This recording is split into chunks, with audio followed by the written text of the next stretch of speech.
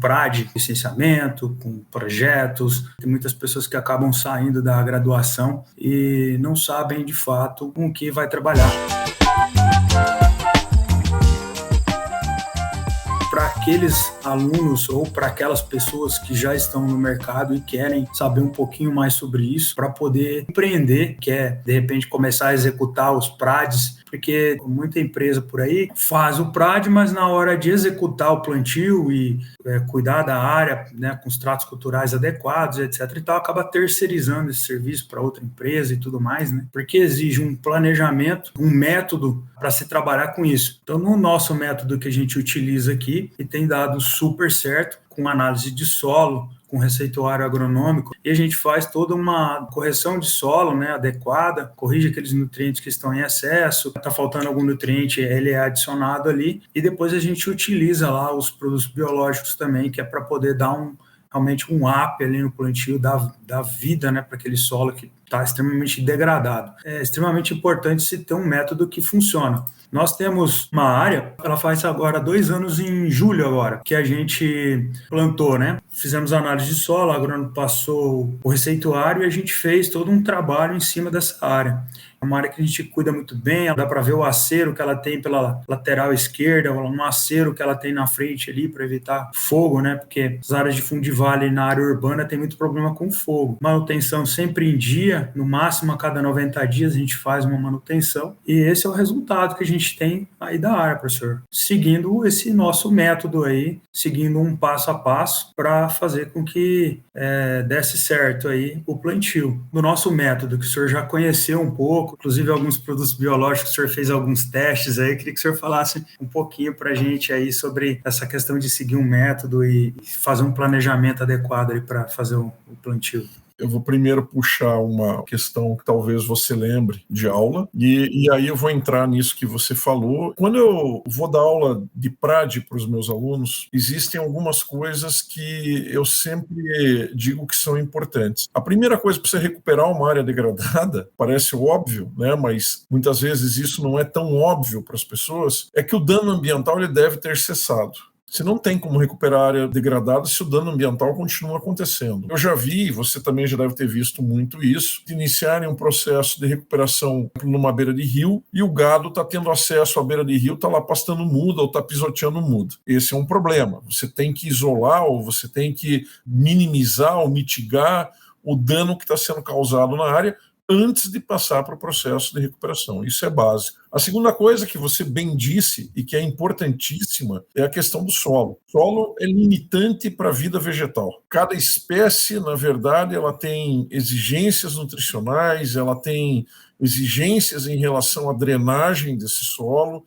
Então vai ter espécies mais adaptadas a um teor de água no solo mais elevado e outras vão melhor em solos mais bem drenados, né? Por exemplo, não adianta querer plantar uma corticeira do brejo ou um ipê da várzea no ambiente seco. Da mesma forma, não adianta plantar uma peroba dentro da água, que a coisa não vai para frente. Então, tem que haver um certo discernimento nisso. Mas análise de solo e aplicação de biológicos, né, que vem sendo uma tendência, eu vejo com muito bons olhos. Isso acelera o processo de crescimento, diminui a mato-competição, que esse é um problema ao longo da recuperação de áreas degradadas, né? A gente mais ou menos define aí que a pessoa tem que fazer no mínimo 4 intervenções no ano, no primeiro ano, passando para 3, 2, 1. Mas isso é muito variável em função de chuva, em função do desenvolvimento das árvores, né? E você ter algo que acelere esse desenvolvimento é muito importante, né? Então, aí entra a questão da adubação, aí entram os insumos biológicos, as correções de solo.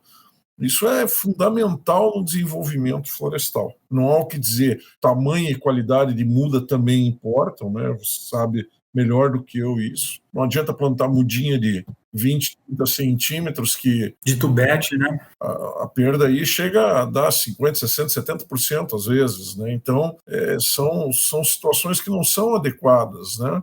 Você gasta com mão de obra, você gasta com combate à formiga, você gasta com recursos para manter essa área em processo de recuperação e de repente a coisa não vai bem.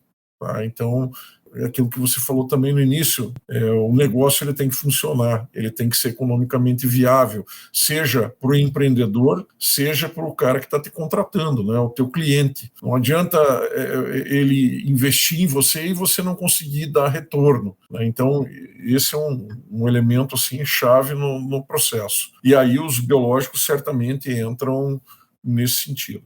A outra questão é a gente deve obedecer, via de regra, ao bioma onde nós estamos e, preferencialmente, a formação florestal em que a gente está. Se é floresta estacional, a gente tem que trabalhar com elementos da estacional.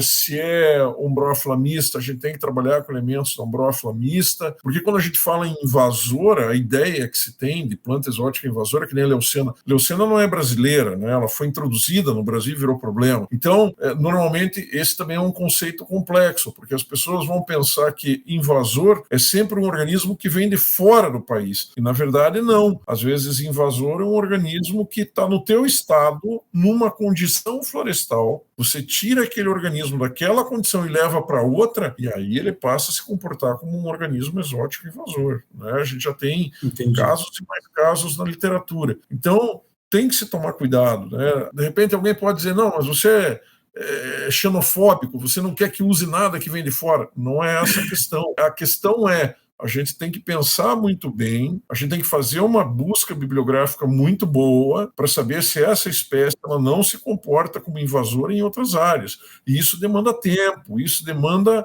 conhecimento. Então, quer dizer... Planejamento, né, professor? Planejamento. Então, de repente, se você começa a fazer a coisa muito na louca, a chance de você cometer erros no meio do caminho também crescem astronomicamente, né? Então, a recuperação ela deve ser pautada no quê? No solo, óbvio, a gente já comentou, na fitogeografia local, preferencialmente, nas espécies de desenvolvimento locais, mas também isso que você também já vem fazendo, né? Trabalhar com espécies de diferentes grupos sucessionais.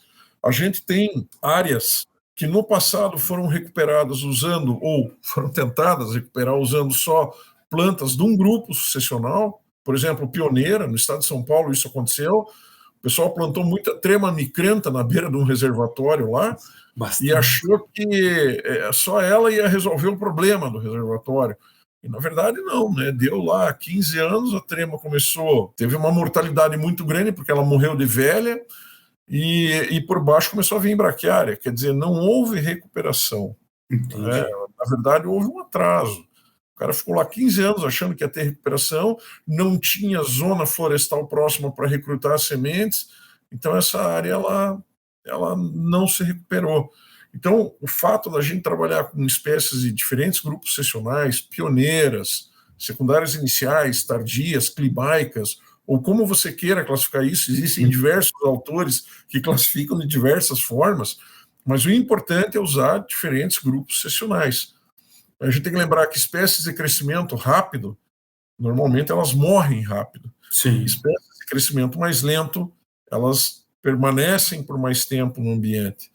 Tá? Então, e dentro disso a gente deve procurar escolher espécies que sejam importantes para a fauna, porque a fauna que vai fazer o processo, a catalisação desse processo no final das contas. Isso que eu ia comentar com o senhor agora, que a gente teve uma conversa alguns dias atrás sobre essa questão de ter alimento para avifauna e fauna o ano inteiro, ter a preocupação de escolher as espécies que não produzissem tudo na mesma época do ano, mas sim de forma que havesse produção durante todo o ano, né? Não determinada época uma espécie produz, isso. depois outra, assim por diante, para não faltar alimento para os animais, né?